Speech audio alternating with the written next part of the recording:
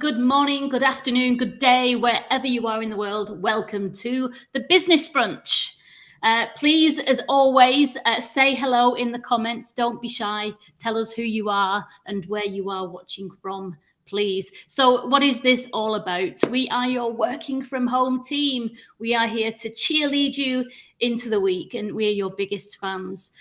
The world is quite a tough place, as we know, and it's difficult when you don't have a community to share with and just get things out with, now more than ever.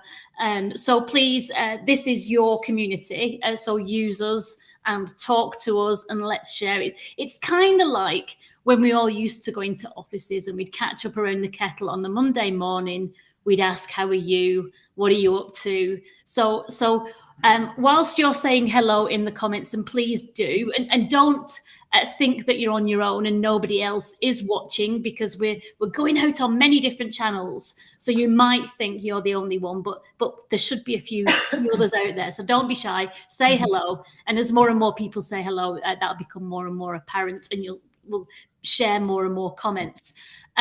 Whilst you're saying hello and introducing yourselves, and before we start bringing those comments in, I'm going to tell you a little bit more about who we are and the format of today's show. So first, let me introduce you to my wonderful co-hosts. We have this side, we have Melinda Ward. Melinda is a business strategist and consultant. And so anything about strategy, she is here to help. And here we have Sarah Farmer, who works internationally, as does Melinda, and she is an executive coach, helping you to get that unshakable belief. I just so love that. I'm just so in love with that. That resonated with you today, didn't it? It really did. And then I'm in business-to-business marketing. So the format of the show. So as I said, it's a catch up around the water cooler first. We're going to ask, how was your weekend? So get ready to tell us about that. We're going to ask, what are you looking forward to this week? Or what are you not looking forward to?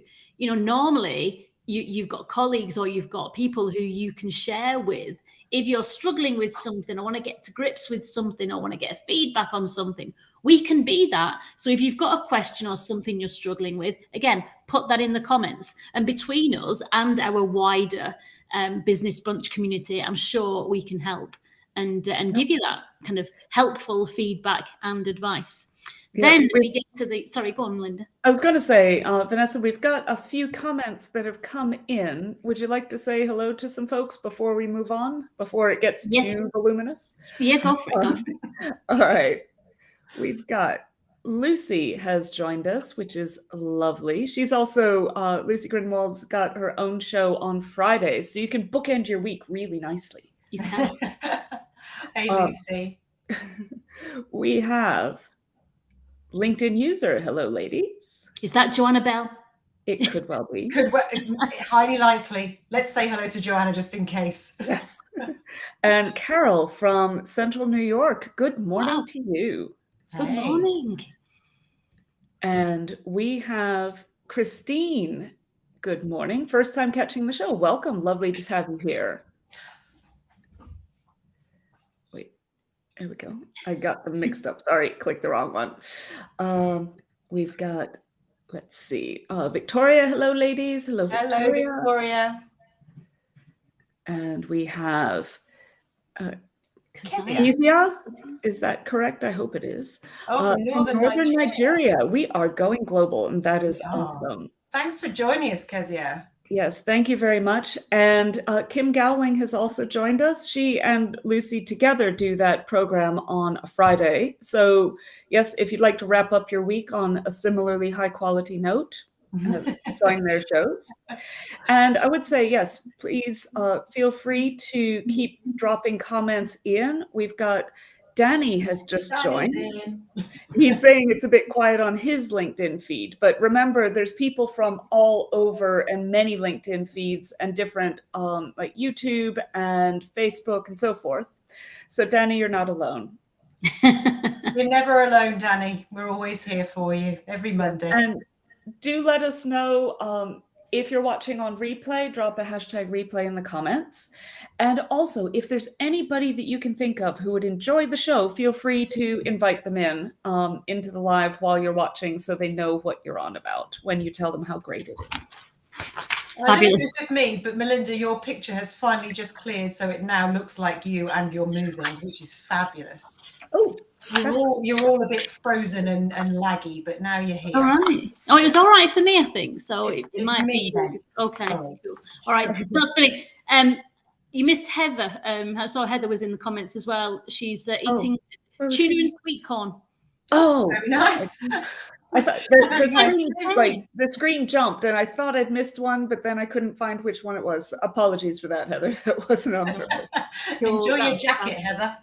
But whilst you reminded me whilst you were speaking, actually, that the format today is just us three. But whilst I remember, we do try and do, as well as the catch up, we have the lunch and learn section. And sometimes it's just us, and sometimes it's our specific kind of area of speciality or whatever, on knowledge.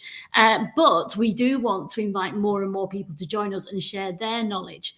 So I'm delighted to say that on March the 14th, we've got Amantha King with us, and she's going to talk about menopause for men. So stick around for that one. On the 21st, I believe we've got Catherine Jones, the Think Wine entrepreneur, with us. So I'm really looking forward to that. I'm sure she's got loads of knowledge and experience that she can share with us. Also, she met her husband on LinkedIn. So I've got an extra special wish to talk to her about how she did that one. But that's just me. Carry on. And then on the 28th, we've got Jeff Beecham, who is a recruiter. Everyone loves Jeff. And he's here to talk about the Great Resignation and about recruitment in general. So they're all to look forward to. And then fast forwarding through to May, we've got Mary Ann Sieghart with us. And, you know, this week is all about bias, and our format today is all about bias. And if you want to learn about gender bias, then the research that's gone into this book is quite phenomenal. She obviously wasn't going to be available this week for us, but we've managed to kind of secure her for May. So that's one I'm really looking forward to. Good. We've got a great lineup. Yeah. So today it is all about bias, because tomorrow is International Women's Day, and the hashtag, the theme is break the bias. So we're going to talk about bias, and while we will focus on gender bias, we're also going to recognize that the bias runs deep in all kinds of ways. But we're going to get to that. And what we're going to do is talk about bias. I'm going to interview the ladies here to see how they have experienced gender bias, or if they've got any messages for women out there. So that's that. And then Sarah is going to, using the International Women's Day pledges and ideas about overcoming bias, Sarah's going to talk to us as the knowledge maestro that she is, about how we can overcome bias. So that's what we're looking forward to today. So first of all, I'm going to ask you about your weekends. So whilst we do that, please, everyone else, get busy in the comments. Tell us about your weekends. Tell us anything you like, actually. Just share. Well, it'd be interesting to, sorry to interrupt, it'd be interesting to hear if anyone else has got any stories of where they've experienced gender bias or racial bias or neurodiversity bias, anything at all. Tell us your stories as well, because everybody has got something to say on this. It doesn't matter, you know, what your sexuality is or anything. There's so much bias out there. Tell us your experiences as well. It'd be interesting to hear that. Absolutely. What we'd love to hear about is where you've seen bias, where you've been a victim of bias, but also, as we're learning, we all have biases, and as uncomfortable as it may be, we've got to kind of unlearn these biases. So maybe you can share, be brave, and tell us when you've caught yourself being biased and how you kind of stop yourself, and you know, how do you unlearn? So please do share that. But first, ladies, how was your weekend? Shall I go first? Because mine's really short, whereas Melinda's is always much more interesting. I went for a walk, tick, and then I did writing. That's it. That's all I've done this week. Oh, no, that's not true. I also had a very good friend over and her family on Saturday night for dinner, which was lovely. And we had a gin, which was lovely. And that was my weekend. Pleasant, but very busy with writing this weekend, trying to catch up on all lost time from last week. Oh, of course. How's the book coming along? It really good, actually. I didn't realize how much I'd written, so I was pulling everything together yesterday, and I've actually got up to about 12,000 words now, which yeah, mind blowing. I didn't know I knew so many words. I might just be using the same ones in different orders, but whatever. I was going to say there must be a bit of repetition in there. No, they're all brand new words, every single one. Fantastic. So that's exciting, but yeah, it's going well. Thank you. Good. And how about you, Melinda? We know you were doing something ridiculously exciting to put us all to shame. Go on. Another group of friends. Yeah, number 47 that came before us. Yeah, no. That's an in-joke, everybody. No, I'm doing a bit of domestic stuff, just trying to, do the snagging things, like the little DIY chores that are easy to put off, because you got it. There's always something, it's like, oh, I really should touch up that paint. Oh no, the paint I have is separated. I need to get more paint. Okay, I won't do it this week. So I'm trying to get caught up on those things, because I've got a new venture that's starting next Monday that will take up a lot of my time. So I want to make sure that I've got, as many ducks in an orderly queue as I can before my time availability goes down. Then I would say the kind of, so that was all very kind of domestic and kind of ordinary. But last night I did go to a production in London of Secret Cinema's Bridgerton Ball. And that was a different one. And strangely enough, it was one where I wasn't with 47 friends. I actually booked a solo ticket 2 years ago or whatever it was when it first went on sale. And I had thought some friends were going to come with me, but then over the last, year and a half, however long it's taken for this to actually happen, they all dropped out and shifted to different nights. So I actually went totally solo. So I was like, you know what? I still want to go. I'm not going to sell my ticket. I'm just going to go and see what happens. I'm going to throw myself in and we'll see how it goes. And you know what?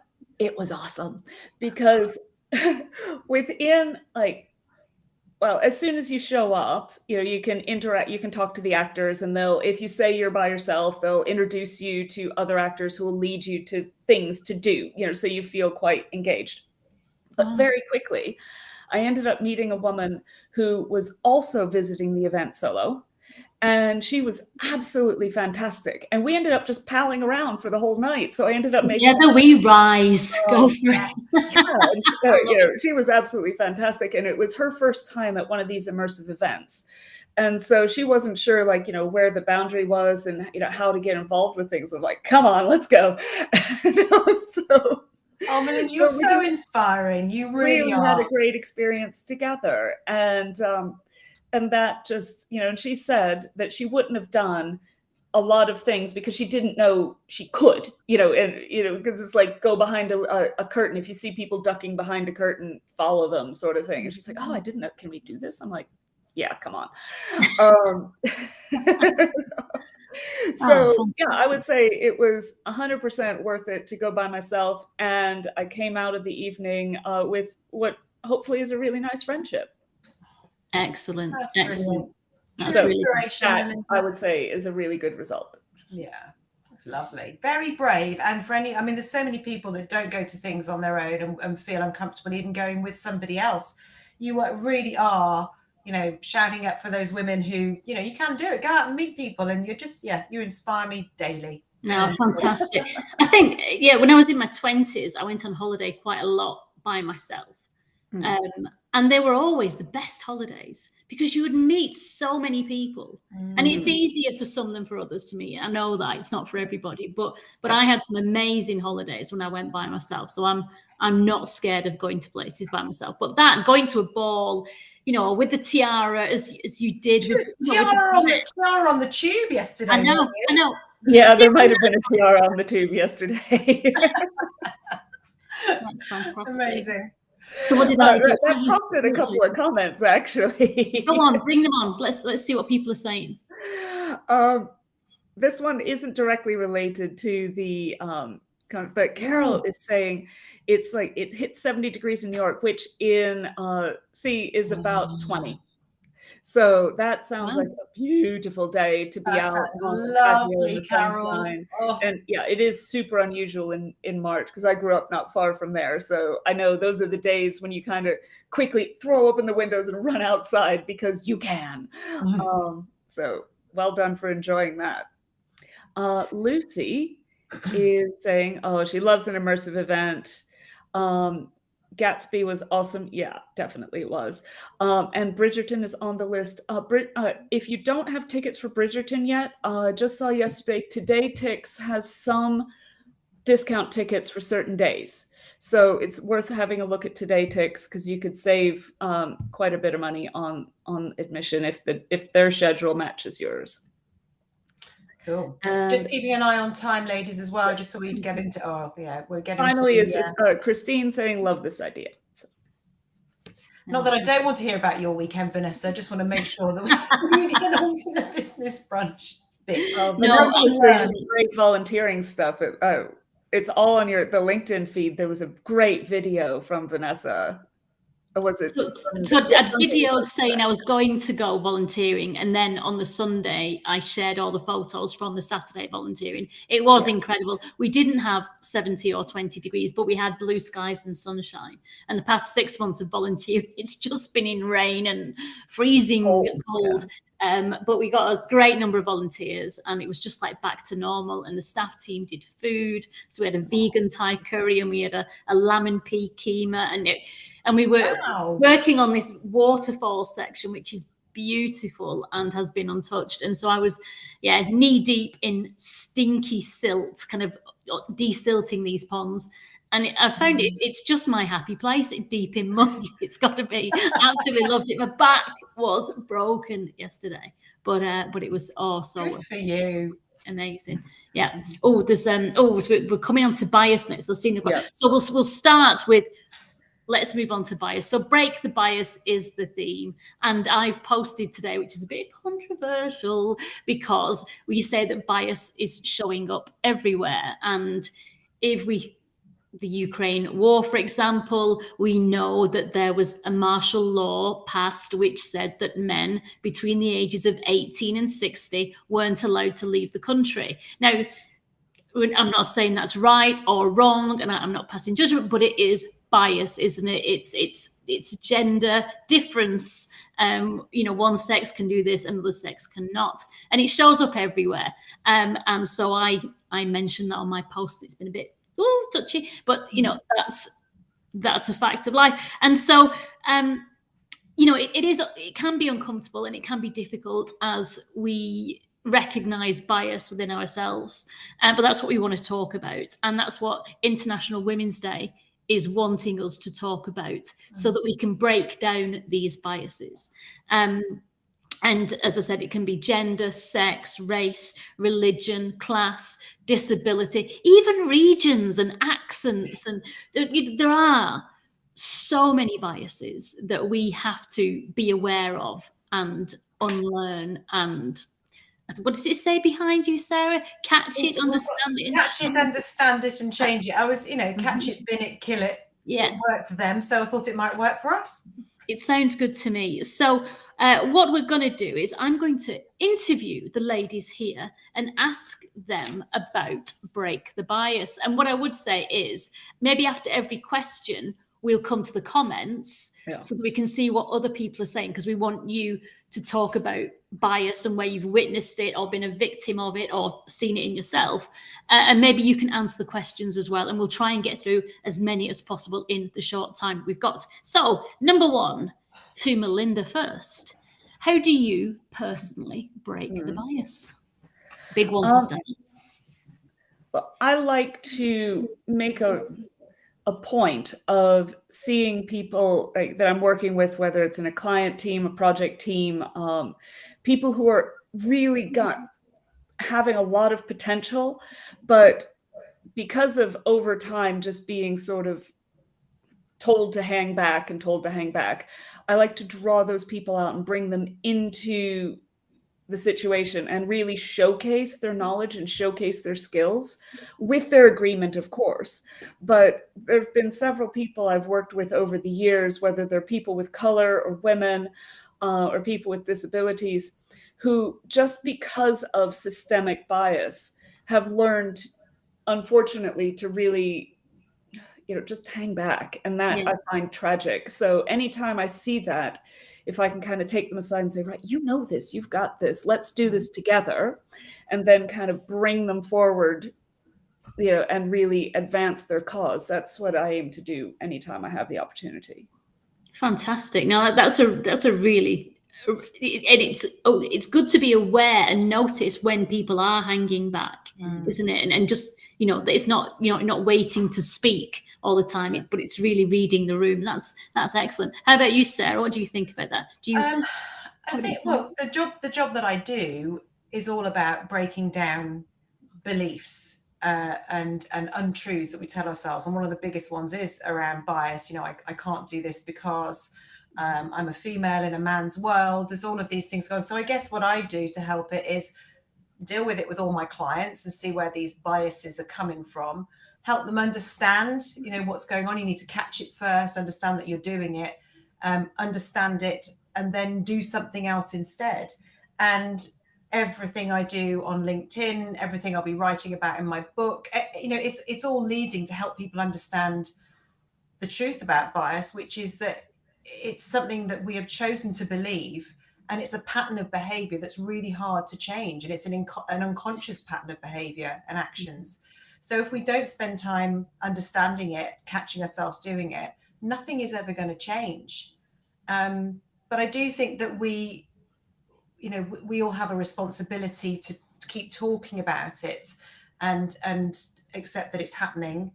And I just try and address that in every post. Everything I do is to help people understand what's going on better. And if part of that is understanding bias, then brilliant. So I'm doing my bit. But actually, from my point of view, I have to do this as well. Yeah. I know when I'm doing it. And I know you're going to ask for examples of that. And I've got one I'm not proud of. So I'll save that. Okay. All right. Shall we just bring in a few comments? This one from Christina is a bit long, so you might have to look in the, for us. Christine's had some challenges around just people making the assumption that, the popular term is like mansplaining, isn't it? That, even though she's got a business degree, that she needed to have some very basic terminology explained to her in meetings, and, that sort of stuff. It's regrettably common, I would say. Wow. So, yeah. Wow.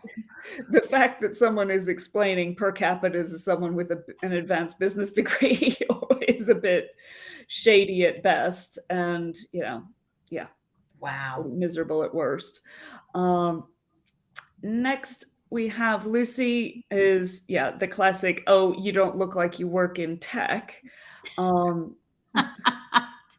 Yeah, I'd love to know what you're supposed to look like. Actually, I've had this before because I have a degree in applied chemistry. And when I ever mention that, it's not something I drop into conversation very often. But if ever I do, I get, really? Yeah. Why? Why not? Because I don't look like a chemist. But, there's bias there, isn't there? Should you always be wearing the white coat? A white coat and goggles. Yeah, I do weekends, but I keep it free from the week. Yeah, it's just a weekend thing. Good. And bit more depth from Christine here. She talked on a recent LinkedIn Live about communicating, what do you hear and who do you hear? That's an interesting point, though. And Sarah, you might be able to speak a bit more on this. Like, is it people thinking something else? They're not hearing you speak, they're hearing somebody else speak, or the voice of somebody else. Yeah, it really depends on what your beliefs are and how you make decisions about people and what you're feeling and everything else. There's so much going on that will change what your perception of what is being said. there's so much underneath all of this. I can only see half the comments. I don't know what else has been said, but a man may hear a nagging wife, a woman may hear a domineering husband is a broad example. So I mean, I do know in a previous role that I was in that, you know, how I behaved as a strong, confident woman would have been seen as something very different to a lot of the men in there. And I know it was because of the way they behaved. So yeah, it's really interesting. Awareness is absolutely, Carol's right. Awareness is absolutely key. Where am I coming from? Where are you coming from? What are both of our biases and how are they clashing together? It's almost like a perfect storm.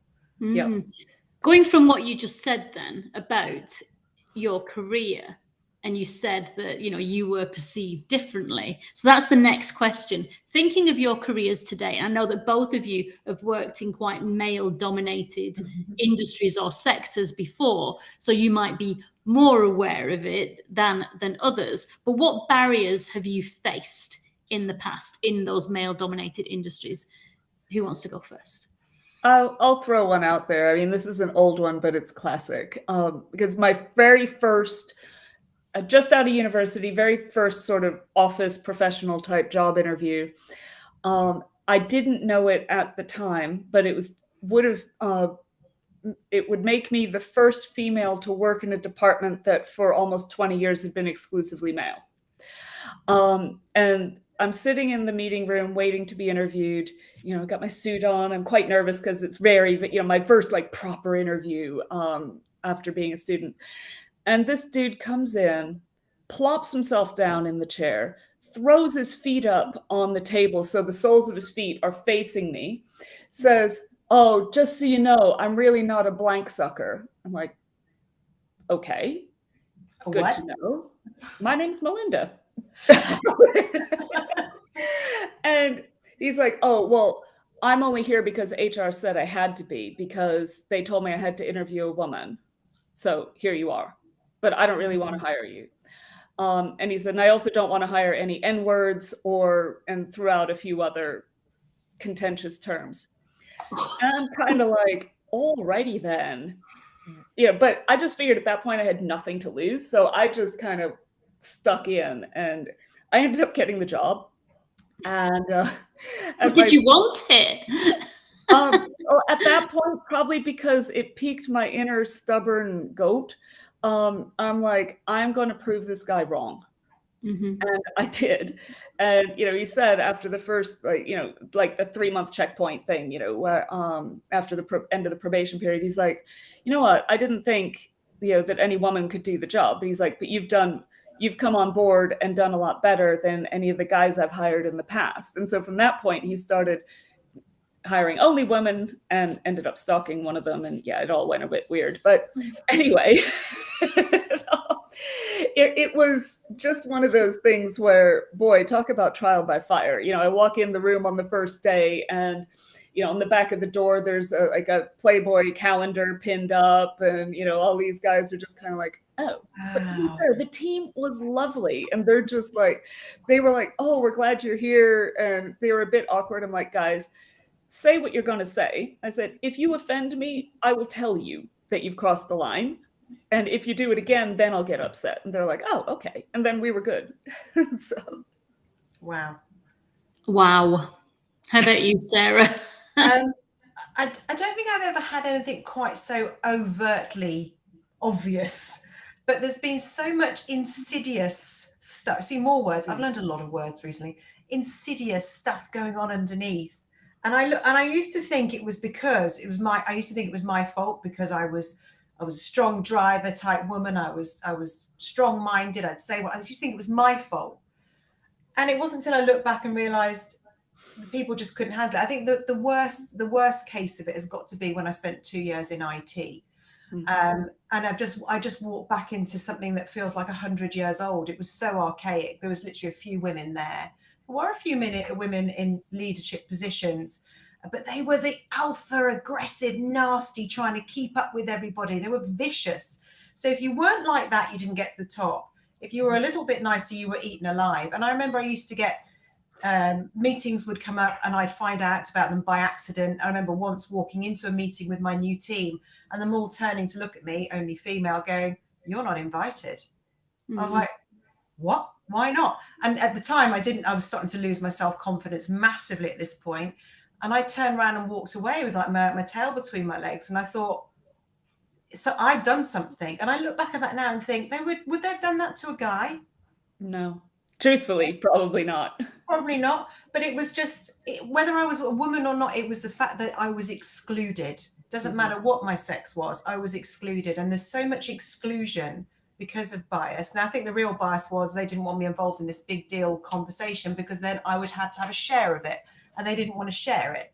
So there was fairness at play. There's all sorts of things going on. But I have to say the best place I've ever worked where there seemed to be no bias, and people might disagree, was in the pharmaceutical industry. It seemed very equal all the time.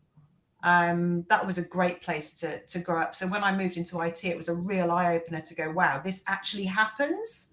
Yeah. And God forbid if you ever got period pain or something, sorry if there's guys listening, but you know what, it happens, and you used to be off sick for that, you were really frowned upon. And, you know, there was all sorts of stuff. And if you ever talked about having children, I remember once one of my bosses saying to me, whatever you do, don't have kids because it'll just ruin your career. Right, maybe that was slightly overt, come to think of it. We've got a few comments come in. Should we have a quick look then? Yeah, let's go for it. Lucy was saying, yeah, she's been told she was only hired because she was female. Well, hopefully you proved to them that you actually were the best person for the job, even if they didn't see it. Christine, this came in, I believe, when you were speaking, Sarah. And we've got Lucy, Queen Bee syndrome.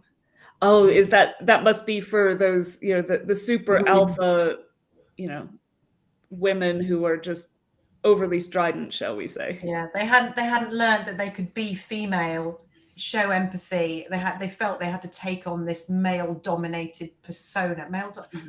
You know what I mean? Just this, what was supposed to be the leader, because that's what the other leaders were doing. It was a horrid environment, horrid.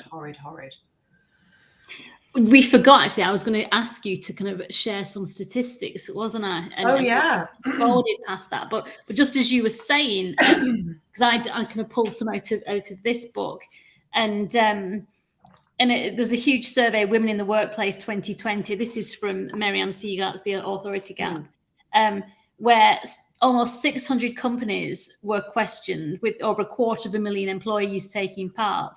And for every 100 men promoted to manager, there were 38 women. It's worse for women of colour than it is for white women. So it gets gradually worse and worse. Yeah. But you were saying about the pharmaceutical company and where you thought it was kind of more even.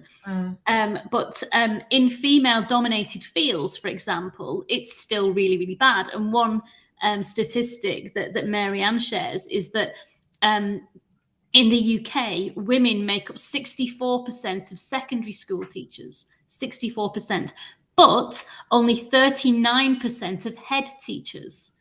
And what's more, female head teachers earn on average 13% less than male ones. What statistics did you come up with? Okay, so I was looking at women in corporate leadership roles. Obviously, that's an area I'm interested in. But out of the Fortune 500 CEOs, only 6.6% of those were female. 25.5% of the Fortune 500 board seats were allocated to women or taken by women. And a quarter of all C-suite jobs in the top 1,000 companies are taken by women. Now, I have a bit of a problem with this, and this is going against the grain slightly, but I was talking to my 13-year-old son about this yesterday, who had some very, very interesting questions about bias. And he said, you do know it's not just about women, don't you, Mum? I was like, yes, I know, it's about everything. But the fact is that women have children. More of us, I mean, not every woman has a child, but we are more likely to have children and look after them than men. That is just the way it goes, not in all cases. We can't change biology. Men can't have children, which means that when we have kids, which is usually around sort of the peak time in our life when we're about to go up in our career, we do take some time out. So we come back in on a bit of a back foot, and that comes with a huge amount of baggage as well. What have I missed? Am I going to be seen as this, that, and the other? But that's another story. But the fact is, biology creates this gap as well as everything else. Now, I'm not saying I agree with it, and I'm not saying it should change, but I do know that as a mum, that I chose to be at home with my children for longer, and that's not every mother's choice, which meant I missed out on promotions, which means I missed out on X, Y, and Z. But I didn't miss out, I chose to. Yeah. Now, I could now go for C-suite jobs if I wanted to, because I've done other things. Actually, probably couldn't, but I could. Was that a self-limiting belief? I don't know. It doesn't matter. The point is, I could, if I wanted to do it, I could do. But how many want to? Yeah. You know, there's so many things going on that sit underneath all of this. That, however, if there's a man and a woman sitting at a board on a boardroom table, and one is getting paid 15% more than the other because they're male, it is not fair. It's that simple. Yeah. Good. I'll shut up now. No, I think you're right. There's so many things, aren't there? You know, there's all the things that society supports, or society doesn't support men being the principal parents, for example. It's not their fault. And we have all these self-limiting beliefs that we're taught from very young that men are leaders and women stay at home. There's all these things to deal with. Plus, there are also the things that we want to do ourselves. So not maybe it's not equal that people going for those leadership positions are 50-50 or are getting the chance to. So there's, as you said, there's a huge difference in what's at stake. But I think we can look at statistics and say that things are still pretty unfair. But there's a swing in the wrong direction. However, if everything was made perfect, if all the policies were in place, if men were allowed to take time off, if men could give birth, that would be nice. You know, that would probably change a few things. But the fact is, there are some things we can never change, but there are some that we can, like the policies around women taking time off, men taking time off. So there's a lot sitting underneath all of this that creates the situation that we're in. Yeah. So let's go on to the next question, which is: have we got any comments coming in just as we're talking? No, the comments have not increased in the last 2 minutes. They're stunned into silence. Well, okay, maybe everyone can kind of take part with this one then. I encourage everyone listening to answer this one. Who is your inspiration? Do you have any female inspirations? Oh, I'll go first on this one. Do you know what? I've got so many, and I would say, you know, you, Melinda, Heather Butcher, Sam Fay. There's so many people I've met in the last couple of years, and people I've known for years. You know, my friends, Louise Needham, Lisa Foley, all these people that have experienced, you know, I was going to say diversity, but adversity in different shapes or forms. And I'm proud of all of them. They all inspire me. And I intend to keep surrounding myself with people that constantly inspire me, because it makes me a better person. But then you look at all these big names of people that have done amazing things, and they blow your mind. Of course they do. First woman of this, first woman of that. But I always get stuck on Malala. I can't say her surname. I'm sorry. It's Yousafzai. Probably saying it wrong. But, you know, the little girl, age 11, who stood up to the Taliban and was fighting for females to get education, and then she gets shot in the head, and now she's doing amazing things. And she blows my mind, because at age 11 she knew the difference between right and wrong. She had such a developed emotional intelligence about what was happening.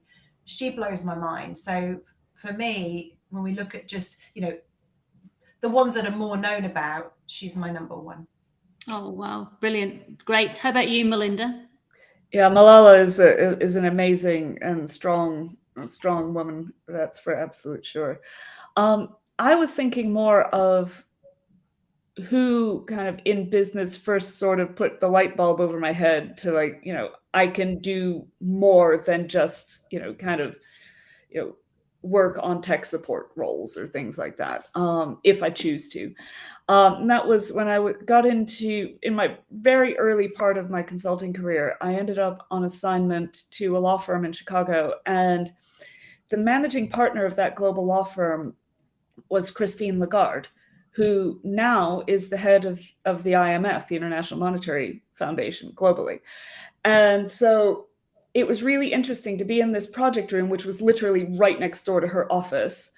And she was the first extremely highly positioned female that I'd ever had any direct kind of interaction with. And she was key for me because she was not one of those, bully ladies who was going to like bash everybody in the head. She led with compassion, but was firm. She didn't let people get away with crap. And she kind of, she was the kind of person who, after hours, I would run into her in the tea room, and because she'd be making her own coffee or whatnot. It wasn't like she was just waiting for people to bring to her. And we had several conversations where she was just genuinely interested in the project, what was going on, how it could, what sort of reports she could run. She wanted to learn herself how to run the reports because she's like, I don't want to have to rely on other people. I want to understand where the data is coming from so that I can be confident when I'm presenting. And just seeing her and, her leading with power and grace at the same time, I thought, wow, I don't have to kind of hold myself back here. There's no reason to. And so, I mean, obviously, I have no aspirations to be the head of the International Monetary Foundation. But she kind of just put that seed in my head to kind of try to strive more and look a little bit higher than maybe I'd been looking previously. Brilliant. Excellent. Yeah, and I've struggled. I've always struggled because I think my earlier, all my career has been in very male-dominated industries, and there were no women ahead of me. It was all men in the management suite, and so I've always, I guess, I've actually been more uncomfortable around women because I don't know how to work with them. But I've always had women in my marketing team, and so I guess I was always leading that team. So I've always been kind of inspired by the people around me, and I always want to kind of, take on people, employ people who are cleverer than me, who've got something new to teach me. But I think my biggest inspiration has to be my mum. My mum was always extremely shy when she was young, wouldn't say boo to a goose, and did what she was told. And when she then had me and my sister, she was absolutely determined that we wouldn't be shy. So she made sure we went to nurseries where we were learning something, where we were standing up. She sent us to a different school away from where all the local kids were going to one that kind of encouraged kids to be in the choir, to be on stage, and did productions, because she was absolutely determined that me and my sister would not be shy. And she succeeded. So well done, Mom. Thanks for that. Yeah, that's awesome.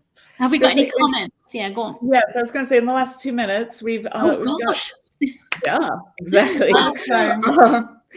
Oprah's a classic, isn't it? Good shout there, Lucy. Yeah, excellent. Definitely. Right, so we're gonna have to kind of fast forward then and stop the interview and go straight to Sarah. And what can we do to break the bias? Give us a few quick tips before we end.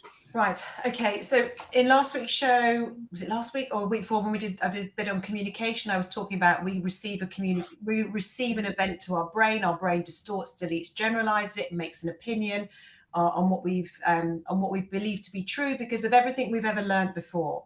So it's back to that again. We are hardwired with these biases. We can't help it. It's just an innate response that happens to us. So we need to, first of all, catch ourselves when we're doing it. We need to understand and challenge ourselves, which can take quite a bit of time and work. But, why am I thinking this? Where's it coming from? How do I know this is true? And what else could be true instead? And until we start challenging ourselves and catching ourselves doing it, nothing major is ever going to change. But if we can do that and we can understand it and we can start to put different thoughts, feelings and beliefs into our minds that actually help us accept difference, because that's what we're doing, is we're rejecting difference. And as soon as we see someone different to us, even if it's in the regional accent, we immediately feel a repulsion rather than an attraction towards them. Now, we can overcome that, of course, but as this gets bigger and stronger and we look at these bigger, stronger examples, that becomes harder to do. So notice you're doing it, understand why you're doing it, get help if you're stuck in it, learn how to, and then we can all start to change it. And that is the only thing that's going to make the biggest changes. And, companies can put in policies in place that allow this to happen. more easily, but everybody has to be on board. Everybody has to be talking about it and trying it, and that's what will change the future. Excellent. Thank you for that. So before we leave, there are 5 pledges that International Women's Day put forward that we can all adopt as we go forward. So they are: I will forge the positive visibility of women. I will celebrate women's achievements. We will call out gendered actions or assumptions. I will help forge a gender equal world, and I will challenge gender stereotypes, discrimination, and bias. And if we think about that beyond gender and into race and disabilities and religion and neurodiversity, absolutely, into everything, if we catch it, if we try and understand it, and as we change it, as Sarah says, then we can be allies and we can make change, can't we? Together we rise. Absolutely. Some last words from Heather as well. Her great aunt and grandma were formidable women. They told her if she wanted something to go out and get it. Yes, and therefore we shall leave you today. Thank you everyone for joining us. Please do, if you catch on replay, tell us who you would like to see in this spot with us, who's got some knowledge to share. Do you have knowledge that you want to step up onto this platform and share with us? Let's all celebrate diversity in all its forms. Let's get rid of bias. And until then, we'll see you next week. Thanks for joining us, everyone. Thanks for coming. Bye. Thank you. Bye.